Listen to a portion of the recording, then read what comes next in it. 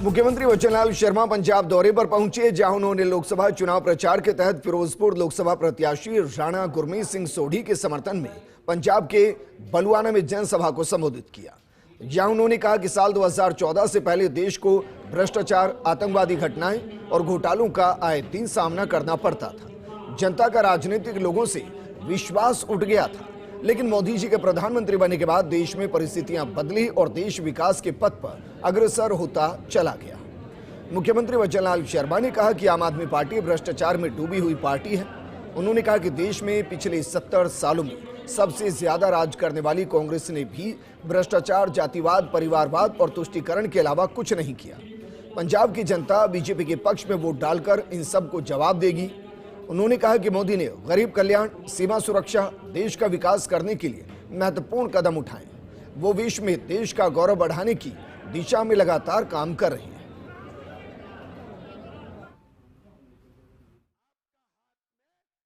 कोई बीमा को तो कोई जानता ही नहीं था। अरे बीमा तो जब कोई बड़ा आदमी कोई गाड़ी लेने जाता था तो गाड़ी का बीमा होता था। अरे कभी सोचा था क्या आपने? मैं बुजुर्ग बैठे कहीं बीमा का नाम सुना था क्या आपने? कहीं बीमे का नाम सुना था क्या? लेकिन देश के यशस्वी प्रधानमंत्री नरेंद्र मोदी जी ने 12 रुपए में बीमा करने का काम किया। अगर कोई घटना दुर्घटना हो जाती है तो उसको 2 लाख रुपए मिलते हैं। 2 लाख रुपए। लोकसभा चुनाव में वोटिंग के रियल टाइम और अंतिम आंकड़ों को लेकर मचे घमासान के बीच कांग्रेस अलर्ट हो गई है। कांग्रेस ने मतगणना से पहले सभी प्रत्याशियों को फॉर्म 17C अपने पोलिंग एजेंट से कलेक्ट करने की गाइडलाइन जारी की है। 4 जून को 17C के वोटिंग के डेटा से मिलान करने के बाद ही गिनती शुरू करने के निर्देश दिए गए, क्योंकि कांग्रेस को मतदान की कई दिनों बाद वोटिंग प्रतिशत बढ़ने के बाद गड़बड़ी होने की आशंका है। ये रिपोर्ट देखिए। लोकसभा चुनाव अब अंतिम चरण में है। आखिरी चरण के चुनाव के लिए 1 जून को मतदान होगा और उसके बाद 4 जून को नतीजे आएंगे। इसी बीच वोटों के आंकड़े बढ़ने के मसले को लेकर सियासत तेज शुरू हो गई है। मामले को लेकर एक NGO ADR भी सुप्रीम कोर्ट में मतदान समाप्ति के बाद फॉर्म 17C के तहत मतदान के अंतिम आंकड़े सार्वजनिक करने की याचिका लगा चुका है, लेकिन चुनाव आयोग ने वोटिंग के डेटा सार्वजनिक करने से मना कर दिया। लिहाजा कांग्रेस को आशंका है कि रियल टाइम और अंतिम मतदान के आंकड़ों में कोई गड़बड़ी हो सकती है। लिहाजा उससे बचने के लिए कांग्रेस ने सभी प्रत्याशियों को यह फॉर्म अपने पोलिंग एजेंट से इकट्ठा करते हुए उसके डेटा जुटाने के निर्देश दे दिए हैं। क्या होता है फॉर्म 17C, जिसको लेकर इतना कोहराम मचा हुआ है? इस पर नजर डालें तो फॉर्म 17C में हर मतदान बूथ पर डाले गए वोटों का रिकॉर्ड होता है। ईवीएम किस सीरियल नंबर की है, बूथ पर मतदाताओं की कुल संख्या क्या है, 17A के तहत मतदाताओं के रजिस्टर में वोटर्स की संख्या क्या है, जिन्हें वोट नहीं देने दिया गया उनकी डिटेल, वोटिंग मशीन ईवीएम में दर्ज हुए वोटों की संख्या, बैलेट पेपर्स की संख्या क्या है, 6 पोलिंग एजेंट्स के हस्ताक्षर और चुनाव अधिकारी के हस्ताक्षर। मतदान डाटा का उपयोग परिणाम को कानूनी रूप से चुनौती देने के लिए किया जा सकता है। ईवीएम गणना के साथ मिलान करके मतगणना के दिन परिणामों को सत्यापित करने के लिए किया जाता है। कंडक्ट ऑफ इलेक्शन रूल्स 1961 के 49A और 56C के तहत चुनाव अधिकारी को फॉर्म 17C के पार्ट 1 में वोटों की जानकारी भरनी होती है। फिर चुनाव अधिकारी की मौजूदगी में उम्मीदवारों के बूथ एजेंट को उसकी सर्टिफाइड कॉपी दी जाती है। कुल मिलाकर इस फॉर्म में सभी डाले गए वोटों का डेटा होता है, जिसका प्रत्याशी और उसका काउंटिंग एजेंट मतगणना के दिन मिलान कर सकता है। मतलब किसी तरह की हेराफेरी नहीं हो, उसके लिए रिकॉर्ड का यह एक अहम दस्तावेज होता है। दरअसल यह विवाद तब पैदा हुआ जब चुनाव आयोग ने पहले चरण का डेटा जारी करने में 10 दिन की देरी की। फिर अगले 3 चरणों के डेटा जारी करने में 4 दिन की देरी हुई। कांग्रेस ने आरोप लगाया कि 1 करोड़ 7 लाख वोट बढ़ गए हैं। आखिर चुनाव आयोग मतदान के 48 घंटों के भीतर वोटों के आंकड़े जारी क्यों नहीं कर रहा? लिहाजा संभावित गड़बड़ी से बचने के लिए कांग्रेस अलर्ट हो चुकी है। राजस्थान कांग्रेस ने अपने प्रत्याशियों को भी बाकायदा इसके सख्त निर्देश दिए हैं। अधिकांश प्रत्याशियों ने इस फॉर्म को इकट्ठा भी कर लिया है। जिस तरह से सही आंकड़े जारी नहीं हुए, जब आंकड़े जारी हुए बढ़ा करके इलेक्शन कमीशन ने जारी किए वोटिंग के आंकड़े, तो हमारे यहाँ से वॉर रूम के द्वारा प्रदेश कांग्रेस कमेटी द्वारा सभी कैंडिडेट्स को ये निर्देशित किया गया था कि हर बूथ का जो फॉर्म 17C मिलता है उसको कलेक्ट करें। और उसको कलेक्ट करने के लिए चुनाव पहले भी कहा गया था, निर्देश दिए गए थे, चुनाव के पश्चात भी जो है हमने ये तायद किया कि कलेक्ट हुए या नहीं हुए, बार बार कहा। तो अधिकांश हमारे कैंडिडेट्स हैं उन्होंने अपने ज़्यादातर बूथ्स के कलेक्ट कर लिए हैं और एक बूथ वार डेटा हमारे प्रदेश कांग्रेस कमेटी में लगभग सभी बूथों का बन गया है। कांग्रेस ने देश भर के तमाम प्रत्याशियों को इसको लेकर अलर्ट कर दिया है। यहाँ तक कि काउंटिंग एजेंट को बाकायदा इसकी पूरी ट्रेनिंग भी कांग्रेस पार्टी देने जा रही है, जिसमें सारा प्रोसीजर उन्हें समझाया जाएगा। सब कुछ सही होने के बाद ही मतगणना में शामिल होने के निर्देश दिए गए हैं। वहीं पार्टी ने अंतिम निर्णय आने तक मतगणना सेंटर पर जुटे रहने के भी निर्देश दिए हैं। Dinesh Dangi, first India news, Jaipur. Jaipur और अजमेर की लाइफलाइन बीसलपुर बांध में मानसून पूर्व की तैयारियों का जायजा लिया गया। जल संसाधन विभाग के अतिरिक्त मुख्य अभियंता अजय त्यागी ने बांध पर सभी गेट, पाल और अन्य तकनीकी संसाधनों की जानकारी ली। उन्होंने फ्लड के दौरान की तैयारियों का मौके पर प्रैक्टिकल भी करवाया। डाउन स्ट्रीम में बनी रिटेनिंग वॉल का निरीक्षण भी किया गया। ये रिपोर्ट देखिए। आगामी मानसून में जून से अगस्त के दौरान लानीना की स्थिति बेहतर रह सकती है। ऐसे में राजस्थान को भी आस है कि मानसून की महर बरसेगी और बीसलपुर बांध पर चादर चलेगी।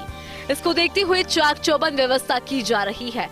बांध रिहैबिलिटेशन एंड इम्प्रूवमेंट प्रोग्राम के तहत 30 करोड़ रुपए के सुधार कार्य करवाए गए, जिनका अतिरिक्त मुख्य अभियंता अजय त्यागी ने जायजा लिया। मौके पर अभियंताओं ने जानकारी ली कि मानसून के दौरान फ्लड आएगा तो किस तरह गेट खोले जाएंगे और पानी को डाउन स्ट्रीम में ईसरदा बांध की तरफ निकाला जाएगा। त्यागी ने दावा किया कि इस मानसून ईसरदा बांध को कुछ ऊंचाई तक और अगले मानसून फुल हाइट पर भरा जाएगा। बांध की डाउन स्ट्रीम में 250-250 मीटर की रिटेनिंग वॉल बनाई गई है ताकि पानी छोड़ने के बाद मिट्टी को रोका जा सके। ऐसे में किसानों की जमीन खराब होने का भी डर दूर होगा। हम आपको बांध का वो नजारा भी दिखाएंगे जो देखना बेहद जरूरी है। देखिए, इस समय बांध का जलस्तर 310.38 RL मीटर है और 315-50 पर चादर चलती है। ऐसे में बांध से 2 सेंटीमीटर पानी अभी जयपुर को दिया जा रहा है। अजमेर की प्यास अलग से पूरी की जा रही है। टोंक के अलावा अन्य कई गांवों को यहां से पानी दिया जा रहा है। ये जो सामने आप टापू देख पा रहे हैं, ये टापू इस दौरान अभी दिख रहा है, लेकिन जब जलस्तर ऊपर बढ़ेगा, बांध पर चादर चलेगी तो तमाम चीज़ें यहाँ से गायब हो जाती हैं और बड़ा विहंगम दृश्य दिखाई देता है। बहरहाल अभी 18 गेटों को खोलकर यह तय किया जा रहा है कि जब फ्लड आएगा यानी मानसून के दौरान यहाँ चादर चलेगी तो गेट किस ऊंचाई पर खुल सकते हैं, कितनी तेज़ी से खुल सकते हैं, कितनी देर तक रोका जा सकता है। गेटों को रोकने के लिए जिन लकड़ियों का, जिन पत्थरों का इस्तेमाल होगा, वो सब माकूल इंतजाम यहाँ है नहीं। तमाम चीज़ों को देख करके तस्दीक की जा रही है और खुद अतिरिक्त मुख्य अभियंता अजय त्यागी मौके पे पहुँचे हैं। उनके साथ हमने भी यहाँ निरीक्षण किया। वो देखिए, सुकून भरी बात यह है कि इस बार लालीना की स्थिति अच्छी बताई जा रही है और माना जा रहा है कि मानसून राजस्थान में अपनी मेहर बरसाएगा और ऐसे में बिसलपुर से उन लाखों करोड़ों लोगों की आस जो जुड़ी हुई है वो भी पूरी हो पाएगी। बड़ी बात यह है, देखिए, राजधानी में दूसरे फेज का पानी यानी पृथ्वीराज नगर के लाखों लोगों को भी पेयजल आपूर्ति शुरू कर दी गई है। अभी फिलहाल 20 MLD पानी दिया जा रहा है। यहाँ अगर चादर चलती है बिसलपुर में तो निश्चित तौर पर जयपुर यानी राजधानी में पृथ्वीराज नगर के बाशिंदों को भी अधिक पानी दिया जाएगा और यहाँ का जो पानी निकलेगा वो ईसरदा बांध में इकट्ठा होगा, जहाँ से 2 शहरों के कई गांवों को पेयजल देने की योजना पर काम शुरू किया गया है और उसे मूर्त रूप भी दिया जा रहा है। आपको बता दें कि बिसलपुर बांध पर इंटेक वेल बनाया जाएगा। अजमेर और जयपुर के अतिरिक्त सप्लाई के लिए इंटेक वेल का निर्माण होगा। बांध पर इंटेक वेल की जगह तय की गई है। WRD के अतिरिक्त मुख्य अभियंता अजय त्यागी ने जगह तय की है। इंटेक वेल का एस्टिमेट बनाकर जलदाय विभाग को सौंपा जाएगा। बांध पर वर्तमान में 2 इंटेक वेल कार्यरत है। एक इंटेक वेल से जयपुर और अजमेर की सप्लाई हो रही है, दूसरे इंटेक वेल से टोंक को पानी दिया जा रहा है। गेटों को 2 गेटों को हमने खुलवा के देखा, वो सही ढंग से काम कर रहे हैं, सही ढंग से सारी मशीनरी काम कर रही है। और जो अपना स्काडा से भी हमने फिर उसे डाउन करके देखा तो प्रॉपर्ली काम कर रहे हैं, इसलिए मान के चला जा सकता है कि जो गेटों का ऑपरेशन है वो भली बात ही किया जा सकता है मानसून के दौरान। बीसलपुर बांध सुधार कार्यों का जायजा लेने के साथ ही तय किया गया कि 15 जून से बांध पर 24 घंटे निगरानी रखी जाएगी। साथ ही अभियंता 8-8 घंटे की ड्यूटी पर रहेंगे। उधर मानसून की शुरुआत के साथ डैम से 100 किलोमीटर तक त्रिवेणी की जानकारी लगातार अपडेट की जाएगी। देखने वाली बात ये रहेगी कि बीसलपुर बांध पर चादर चलेगी तो किस तरह की व्यवस्था को अंजाम दिया जाएगा। Vinod Singh Chauhan, First India news, Jaipur. Jaipur में सचिवालय सेवा के अधिकारियों में खुशी की लहर दौड़ गई है। कार्मिक विभाग की तरफ से कुल 92 अधिकारियों के प्रमोशन का आदेश जारी किया गया है, जिसमें 16 सहायक सचिव डीएस बने हैं, 32 एसओ का एएस और 3 डीएस का सीनियर डीएस में प्रमोशन किया गया। 41 सहायक अनुभाग अधिकारियों को अनुभाग पद पर पदोन्नति दी गई है। दरअसल इस बार सचिवालय सेवा के अधिकारियों के इन संवर्गों में अनुभव में छूट का कोई मसला नहीं था और इसीलिए डीपीसी बैठक और फिर उच्च स्तरीय अनुमोदन के बाद कार्मिक विभाग ने प्रमोशन आदेश जारी कर दिए।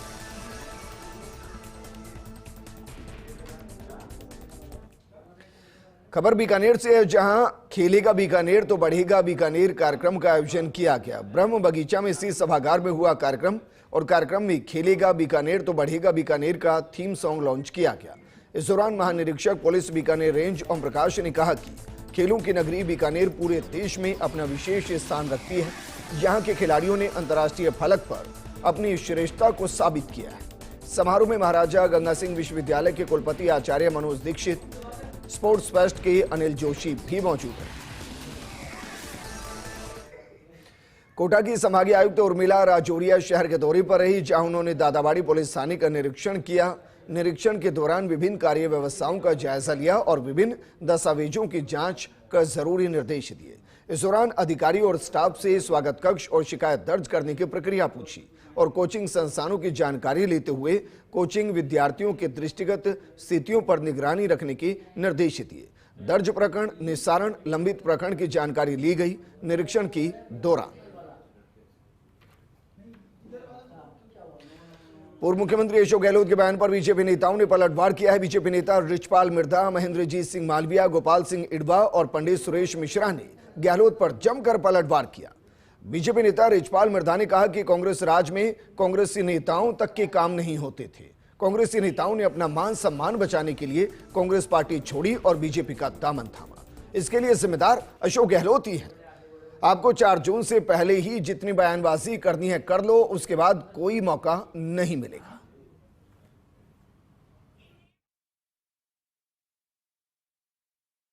राजस्थान के पूर्व मुख्यमंत्री अशोक गहलोत जी ने एक बयान दिया है कि जो ये नेता कांग्रेस छोड़कर गए हैं उन पर उन्होंने जो बात कही है कि निकम्मे, नकारा, गद्दार और ये कोई किसी काम के नेता नहीं थे। माननीय गहलोत साहब, मैं आपसे पूछना चाहता हूं, आपने जो ये बातें कही है कि सत्ता का सुख भोगने वाले, किसने सत्ता का सुख भोगा है 5 साल? हमारे तो बिल्कुल काम ही नहीं होते थे। हमने हमारा मान सम्मान बचाने के लिए कांग्रेस पार्टी को छोड़ी है और आपकी वजह से छोड़ी है। इस सब के कारण आप ही हो। आगे बढ़ते हैं। राजधानी जयपुर में पानी संकट गहराया हुआ है। शहर की कई कॉलोनियों में पानी सप्लाई गड़बड़ाई हुई है। उधर सरकारी टैंकर से पानी बेचा जा रहा है। ऐसे में झोटवाड़ा के सहायक अभियंता दफ्तर पर आम लोगों और कांग्रेसी कार्यकर्ताओं ने मटका फोड़ प्रदर्शन किया। आपको बता दें कि झोटवाड़ा की सीता विहार कॉलोनी, श्री नारायण नगर, दीपनगर, बंजारी बस्ती, बंजारी मार्ग, शिवनगर, चंचल वाटिका, शिवपुरी सहित कई कॉलोनी में 2 महीने से पानी नहीं आ रहा। विभाग के अधिकारियों को कई बार शिकायत करने के बावजूद भी सुनवाई नहीं हो रही। इसके अलावा लोगों ने उपखंड अधिकारी जयपुर राजेश जाखड़ का घेराव भी किया और अपनी समस्याएं भी रखी। इस पर जलदाय मंत्री कन्हैयालाल चौधरी ने भी स्वीकार किया कि पानी की समस्या है। जरा सुनिए। आज जो डिमांड हुई है, क्योंकि पिछले 5 सालों से हमने ERCP पे हमने कोई काम नहीं किया। आज भूजल स्तर की जो स्थिति हुई है, जितना दोहन जो आज हो रहा है उसकी वजह से भूजल स्तर पिछले 2022 से हम तुलना करें तो आज हमारा भूजल स्तर भी काफ़ी, उससे ज़्यादा नहीं तो भी 100 फीट से ज़्यादा नीचे चला गया। पानी का दोहन भी बढ़ा। 2022 के अंदर हमारे पास जो कनेक्शन थे लगभग 45 लाख अर्बन और हमारे ग्रामीण में कनेक्शन थे उपभोक्ताओं के लिए। आज हमारे पास लगभग 53 लाख कनेक्शन हो गए, तो 8 लाख से ज़्यादा कनेक्शन हम बढ़े हैं, तो उनकी डिमांड भी एक्स्ट्रा हमारे पास आई है। टोंक में भीषण गर्मी और हीट वेव को देखते हुए कलेक्टर डॉक्टर सौम्या झा ने आज देर शाम जनाना अस्पताल का औचक निरीक्षण किया। कलेक्टर ने वार्डों में भर्ती महिलाओं से बातचीत कर अस्पताल की व्यवस्थाओं की जानकारी ली। वार्ड में गंदगी देखकर कलेक्टर ने नाराजगी जाहिर की और अस्पताल प्रभारी डॉक्टर विनोद परवरिया को सफाई कराने के निर्देश दिए। अस्पताल के वार्डों में लाइट और कूलर की व्यवस्था देखकर गर्मी में मरीजों की सेहत का ध्यान रखते हुए व्यवस्था करने के निर्देश दिए। लेबर वार्ड में नर्सिंग स्टाफ की कमी को लेकर परवरिया में अधिकारियों से जानकारी ली। कमियां तो काफ़ी पाई गई हैं। यहाँ पे अलग अलग फ्लोर पे अलग अलग स्थिति है। पीडियाट्रिक वार्ड की स्थिति ठीक लगी, बाकी अस्पताल में काफ़ी कमियां हैं जिसको दुरुस्त करने की ज़रूरत है और इसकी एक डिटेल रिपोर्ट बनाएंगे। जो भी हमारे पास फंड है आरएमएस से, उससे इमरजेंसी के रूप में जितना हो सके एसीज़ को सैंक्शन करेंगे। टॉयलेट की व्यवस्था इमीडिएटली दुरुस्त करवाएंगे, तो देखेंगे बाकी भी जितना हो सकता है हम अपने लेवल पे करेंगे। कमियां तो काफ़ी हैं।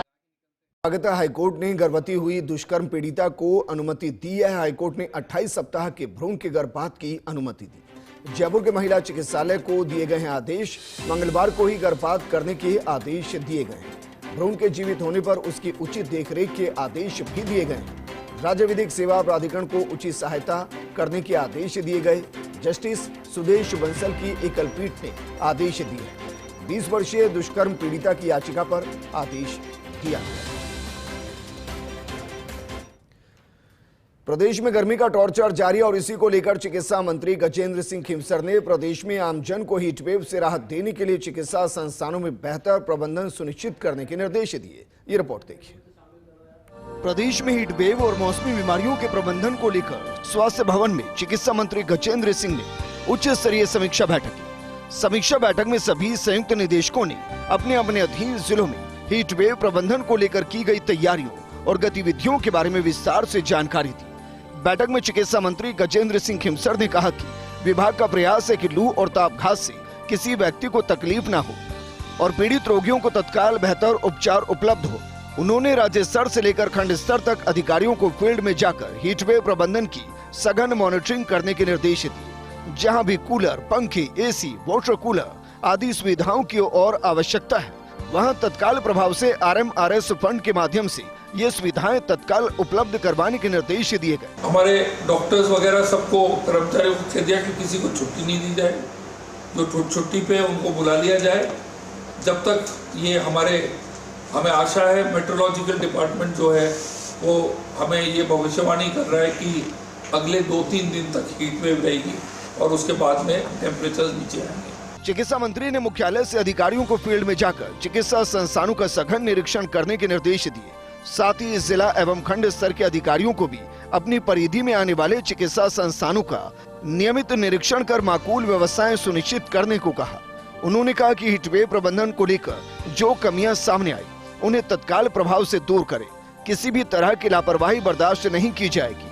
हमारा दायित्व है कि आमजन को बेहतर सुविधाएं उपलब्ध कराकर गुड गवर्नेंस साकार करें। फील्ड से इंफॉर्मेशन लेनी, मंत्री लेवल से लेकर आपके ACS लेवल, आपके हमारे मेडिकल डिपार्टमेंट के सब हेड्स, हम फील्ड में अब लगातार जाएंगे जब तक ये आपदा पूरी ये ख़त्म नहीं हो जाए। और फील्ड से हमने हमारे जितने भी हमारे डिस्ट्रिक्ट हॉस्पिटल्स हैं, CHCs हैं, PHCs हैं, हमने कहा कि आप फील्ड से आप इंफॉर्मेशन लेके हमें सूचना दें कि वास्तविक स्थिति ग्राउंड में क्या है। हीट वेव से मौतों पर कंफ्यूजन। चिकित्सा विभाग ने प्रदेश में एक मृत्यु की घोषित। किशनगढ़ जिला अस्पताल में चिन्हित की गई एक मौत, एक अन्य मौत की भी सूचना, लेकिन अभी अधिकृत रिपोर्ट का इंतजार। जबकि दूसरी तरफ आपदा प्रबंधन विभाग ने हीट वेव रिपोर्ट में दी जानकारी। प्राथमिक रिपोर्ट के हिसाब से बालोतरा में 3, भीलवाड़ा, बीकानेर और जोधपुर जिले में एक मरीज की हीट वेव से मौत की प्राथमिक सूचना। हालांकि विभाग ने भी चिकित्सा अधिकारी की रिपोर्ट को बताया लंबी। इस पूरे मामले को लेकर चिकित्सा मंत्री गजेंद्र सिंह खीमसर ने जानकारी दी और कहा कि केंद्र सरकार ने हीट वेव को लेकर बना रखा है पूरा प्रोटोकॉल। इस प्रोटोकॉल के हिसाब से ही हीट वेव की मौत की होती है पुष्टि। इसके लिए हर जिले में अधिकृत चिकित्सकों का बना हुआ है बोर्ड। डेथ ऑडिट की रिपोर्ट के आधार पर ही अधिकृत मौत का डेटा होता है जारी। आपदा प्रबंधन विभाग के डेटा का क्या आधार है, इस बारे में बात करेंगे। चिकित्सा विभाग के अतिरिक्त मुख्य सचिव शिवराज सिंह ने सभी संबंधित अधिकारियों को मुख्यालय पर रहने के निर्देश दिए। उन्होंने कहा कि राज्य स्तर के साथ जिला स्तर पर कंट्रोल रूम आवश्यक रूप से अलर्ट मोड पर संचालित किए जाए। हीट स्ट्रोक के मरीजों को तत्काल उपचार उपलब्ध करवाया जा रहा है। इसके चलते प्रदेश में जनहानि ना के बराबर है। तो एक डेथ जो है अभी किशनगढ़ में उस प्रोटोकॉल के हिसाब से डिक्लेयर की गई है और दूसरी किशनगढ़ से ही अंडर एग्जामिनेशन है, जिसकी अभी रिपोर्ट अवेटेड है। अभी कोटा वाली डेथ का अभी हमारे पास डेथ ऑडिट के बारे में कोई अभी फाइनल निर्णय नहीं है। बैठक में राष्ट्रीय स्वास्थ्य मिशन के मिशन निदेशक डॉक्टर जितेंद्र कुमार सोनी, प्रबंध निदेशक RMSC श्रीमती नेहा गिरी, निदेशक जन स्वास्थ्य डॉक्टर रवि प्रकाश माथुर सहित संबंधित अधिकारीगण उपस्थित रहे। Vikas Sharma, first India news, Jaipur. Baran के सीसवाली थाना क्षेत्र के बड़गांव सरपंच हरिओम बंजारा ने सीसवाली थाना अधिकारी के ऊपर शराब पीकर सरकारी कार्य में बाधा डालने और सरपंच से मारपीट और अभद्रता का आरोप लगाया है। सरपंच ने कहा कि गांव में कीचड़ होने की वजह से गांव की समस्या को देखते हुए कीचड़ में ग्रेवल डलवाया तो थाना अधिकारी ने जाब्ते के साथ मौके पर पहुंचकर कार्य को रुकवा दिया। सरपंच को जानकारी लगी तो मौके पर पहुंचे, लेकिन थाना अधिकारी ने एक भी नहीं सुनी। पुलिस पर सरपंच ने थाने में लाकर मारपीट करने, अभद्रता करने का आरोप लगाया। इससे बंजारा समाज और अन्य समाज में नाराजगी व्याप्त है। थाना अधिकारी राजेंद्र मीणा और बड़गांव बीट प्रभारी महेश गुर्जर को सस्पेंड करने की मांग की है। ग्राम पंचायत से प्रस्ताव लेकर ग्राम पंचायत से उनकी सेंसन निकाल के ग्रेवल डलवाई। सीसवाली थाने से थानेदार जी की गाड़ी गई, तो गाड़ी में कम से कम 4-5 तो कांस्टेबल तो थानेदार जी थे। जाते उन्होंने डायरेक्ट जेसीबी बंद करवा दी और ड्राइवर से उल्टी सुल्टी बातें करने लग गए। फिर मैं पहुंचा वहाँ पे फाइल लेके कि साहब ये फाइल देख लो वहाँ की, जो ये काम चल रहा है ग्रेवल का। तो उन्होंने बोला कि ये फाइल को फेंक एक तरफ, फाइल क्या होती, फिर गाली गलौज निकालने लग गए हो तो जा। धौलपुर में इन दिनों सीवर लाइन चौक हो जाने से गंदा और बदबूदार पानी सड़कों पर बह रहा है और इसे लेकर आमजन को समस्याओं का सामना करना पड़ रहा है। वार्ड नंबर 11 में कई महीनों से जलभराव की समस्या जस की तस बनी हुई है। स्थानीय लोगों ने समस्या के समाधान की मांग को लेकर जिला कलेक्ट्रेट पहुंचकर कलेक्टर को ज्ञापन सौंपा। लोगों ने बताया कि वार्ड में सीवर के जो चैम्बर बने हुए हैं, चैम्बर के चौक होने पर ओवरफ्लो होकर गंदा पानी बाहर निकल रहा है, जिस कारण आसपास के मकानों में हमेशा बदबू आती रहती है। सीकर में पेयजल की समस्या को लेकर शहर के वार्ड नंबर 30 और 41 के लोग जलदाय विभाग के ऑफिस पहुंचे। इस दौरान प्याऊ उद्घाटन में जलदाय विभाग पहुंचे कलेक्टर का मोहल्ले वासियों ने घेराव किया। कलेक्टर का घेराव कर लोगों ने पेयजल की समस्या की निदान की मांग की।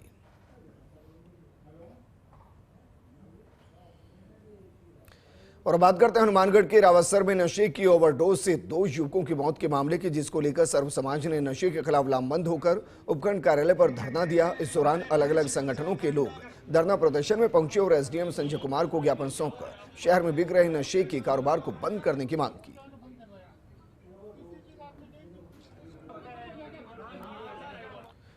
बाड़मेर में चल रही हीटवेव को देखते हुए ग्रामीण इलाकों में आ रहा पानी, बिजली और स्वास्थ्य की सेवाओं की कमी के कारण आमजन परेशान हो रहे हैं। इसको लेकर शिव विधायक और लोकसभा प्रत्याशी रविंद्र सिंह भाटी ने जिला कलेक्ट्रेट से मिलकर आमजन की समस्याओं को दूर करने के लिए प्रभावी कदम उठाने की बात कही। इस दौरान भाटी ने कहा कि सबसे ज्यादा परेशानी बिजली विभाग की है, क्योंकि बाड़मेर जैसलमेर जिला बिजली का उत्पादन करता है, लेकिन स्थानीय लोगों को इससे तन झुलसाने वाली गर्मी में बिजली आपूर्ति नहीं हो रही है और इससे लोग परेशान हैं। एनओसी बिना आर्मी एरिया में ऊंची इमारतों के निर्माण से जुड़ा मामला, रक्षा मंत्रालय की अवमानना याचिका में टली सुनवाई। चीफ जस्टिस MM श्रीवास्तव और जस्टिस भुवन गोयल की खंडपीठ में टली सुनवाई। मामले में 4 जुलाई को होगी सुनवाई। रक्षा मंत्रालय ने इस संबंध में दायर कर रखी 3 अवमानना याचिकाएं। इस बुलेटिन में फिलहाल इतना ही, लेकिन आप बने रहिए फर्स्ट इंडिया न्यूज के साथ, क्योंकि खबरों का सिलसिला लगातार जारी है और 4 जून को सबसे तेज और सबसे सटीक नतीजे देखिए फर्स्ट इंडिया पर, क्योंकि सुबह 5 बजे से वहां कवरेज जारी रहेगी। नमस्कार।